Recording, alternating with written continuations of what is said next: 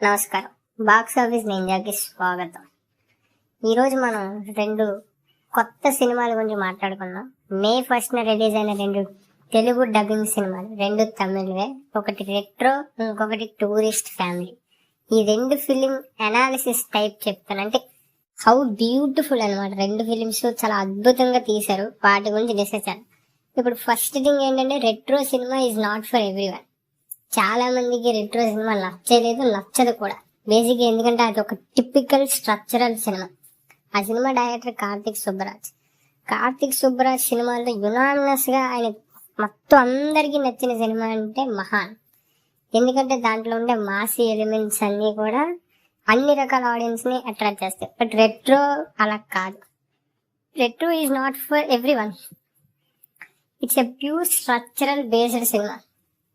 అంటే structural based cinema అంటే మీకు అర్థంగా చెప్పాలంటే, ఈ సినిమాలో స్టోరీ ఉండదు. బేసిక్ గా ఇట్స్ జస్ట్ అబౌట్ మూమెంట్స్, అంటే లింక్స్ అనమాట. అప్పటికప్పుడు కొన్ని సీన్లు రాసి ఆ సీన్లన్నీ కలిపేసి ఒక స్టోరీలో చేసేయడం. జస్ట్ మూమెంట్స్, ఒక సీన్స్ ని కలపడం. మరి స్టోరీయే లేని సినిమా మంచి సినిమా నువ్వెలా చెప్పుకున్నావు అని అడగవచ్చు. బట్ ఇక్కడ పాయింట్ ఏంటంటే, స్ట్రక్చరల్ బేస్డ్ సినిమా అంటారు దీన్ని. అబ్సల్యూట్. ఇప్పుడు టైటిల్ ఏంటి? రెట్రో అనే టైటిల్ కి ఫుల్ జస్టిఫికేషన్ ఉంటుంది సినిమాలో. విత్ మ్యూజిక్ కానీ, ఆ కలర్ ప్యాటర్న్ కానీ, బ్యాక్గ్రౌండ్ కానీ, లొకేషన్స్ కానీ, అండ్ రీఎన్కార్నేషన్ అని ఒక ఎలిమెంట్ ఉంటుంది. మైథలాజికల్ రిఫరెన్స్ శ్రీకృష్ణుడితో ఒక ఎలిమెంట్ ఉంటుంది. దాన్ని కానీ, బ్రిటిష్ కానీ, ఇలా 1990 టైమ్ లైన్ కానీ, ఇలా ప్రతి ఒక్కటి కూడా సింపుల్ గా ఈ స్ట్రక్చరల్ బేస్డ్ సినిమాలు. అందుకే అన్నాను స్ట్రక్చరల్ బేస్డ్ సినిమా అంటే it's not about story, it's all about scenes. మీరు సినిమా చూస్తే కొన్ని సీన్లు ఏంటి ఎలాగొచ్చి ఈ స్టోరీ ఏంటి సడన్ గా ఎట్టెట్టో వెళ్ళిపోతుంది అని ఉంటుంది. బట్ అది మీకు ముందే అర్థం అవుద్ది. ఈ సినిమాని 4 భాగాలుగా డివైడ్ చేశారు. ఎక్కువ చెప్తే స్పాయిలర్ అవుద్ది. సో బేసిక్ గా ఈ సినిమా అందరి కోసం కాదు.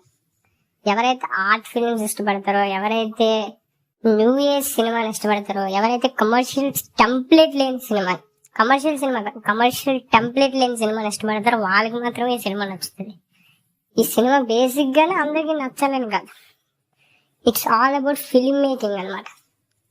ఇది బ్యూటిఫుల్ స్క్రీన్ ప్లే ఉంటుంది సినిమాలో.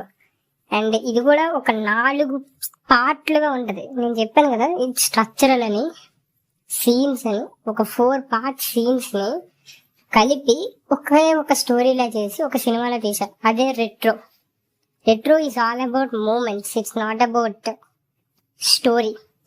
సో మీకు కానీ ఆర్ట్ ఫిల్మ్స్ ఇష్టపడితే ఈ సినిమా పక్కాగా చూడాలి. సూర్య గారు అయితే యాజ్ యూజువల్ నెంబర్ 1 గా పర్ఫార్మ్ చేశారు. పూజ దగ్గర ది బెస్ట్ పర్ఫార్మెన్స్.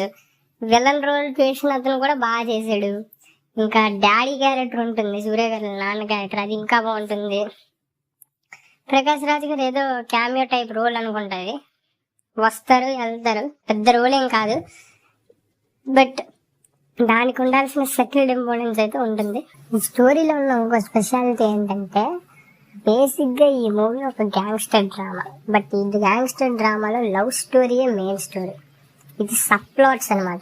అందుకే దీని స్ట్రక్చరల్ బేస్డ్ స్టోరీ, అంటే సీన్స్ ని బేస్ చేసుకున్న cinema. It's not about story, it's about scenes. కొన్ని ర్యాండమ్ సీన్స్ అన్ని కలిపి ఒక సినిమాలా చేసినట్టు. మరి దాన్ని సినిమా ఎలా అంటారంటే, స్ట్రక్చరల్ బేస్డ్ సినిమా అలానే ఉంటుంది. It works like that only. So మీకు కానీ స్ట్రక్చరల్ బేస్డ్ సినిమా, ఒక ఆర్ట్ కైండ్ ఆఫ్ సినిమా చూడాలనుకుంటే, కార్తిక్ సుబ్బరాజ్ సినిమాని ఇష్టపడిన వాళ్ళైతే ఖచ్చితంగా ఈ సినిమా చూడండి. ఇక next number 2, tourist family. Absolute banger. అస్సలు ఎక్స్పెక్ట్ చేయలేదు. ఈ సినిమా కూడా సేమ్ డే రిలీజ్ అయింది, బాక్స్ ఆఫీస్ దగ్గర కూడా ఎక్కింది. ఈ సినిమాని మీరు ఫ్యామిలీ అందరితో కలిసి చూడండి, ఫ్రెండ్స్ తో చూడండి, ఎవరు చూసినా ఇట్స్ ఎ బ్యూటిఫుల్ ఫిలిం. ఈ ఇయర్ లోనే ది బెస్ట్ ఫిలిం నాకైతే టూరిస్ట్ ఫ్యామిలీ. ఎందుకంటే టూరిస్ట్ ఫ్యామిలీ కాన్సెప్ట్ చాలా సింపుల్. ఒక ఫస్ట్ సీన్ లోనే మీకు కాన్సెప్ట్ అర్థమైపోతుంది, కానీ తీసుకెళ్ళిన విధానం చాలా కొత్తగా. బేసిక్ గా చాలా మంది టిపికల్ తమిళ ఫిలిం మేకర్లు ఏం చేస్తారంటే, ఒక ఆర్ట్ టైప్ లో తీసి డిస్టర్బింగ్ గా, కొంచెం హార్ట్ బ్రేకింగ్ అలా చూస్తారు. బట్ ఇక్కడ అలా కాదు, ఎమోషనల్ మూమెంట్స్ తో చూపించి. అండ్ ఇందులో బాగా మెచ్చుకోవాల్సిన విషయం ఏంటంటే, డైరెక్టర్ దగ్గర నుంచి బేసిక్గా తమిళ సినిమాలు అంటే క్యాస్ట్ ఫస్ట్ ఖచ్చితంగా తమిళ సినిమాలు అంటే క్యాస్ట్ ప్లాట్ పక్కాగా ఉంటుంది. బట్ ఈ సినిమాలో క్యాస్ట్ అనే ప్లాట్ ఉండదు. సినిమాని సినిమాగానే చూపిస్తారు.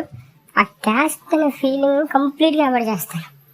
అది ఇంకా బాగా నచ్చింది. అండ్ సినిమాలో అంత కామెడీ, చాలా జెన్యున్ కామెడీ, జెన్యున్ సీన్స్.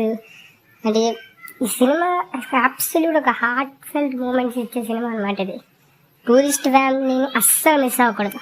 ఈ సినిమా ప్రతి ఒక్కరికి నచ్చుతుంది. మీరు ఏ కైండ్ ఆఫ్ ఆడియన్స్ అయినా పక్కాగా నచ్చే సినిమా టూరిస్ట్ ఫ్యామిలీ. మీరు ఎంటర్టైన్మెంట్ కోరుకున్నా అది ఉంటుంది, మెసేజ్ కోరుకున్నా ఉంటుంది, ఆర్ట్ కోరుకున్నా ఉంటుంది, ఫిలిం మేకింగ్ స్టైల్ కోరుకున్నా కూడా ఉంటుంది.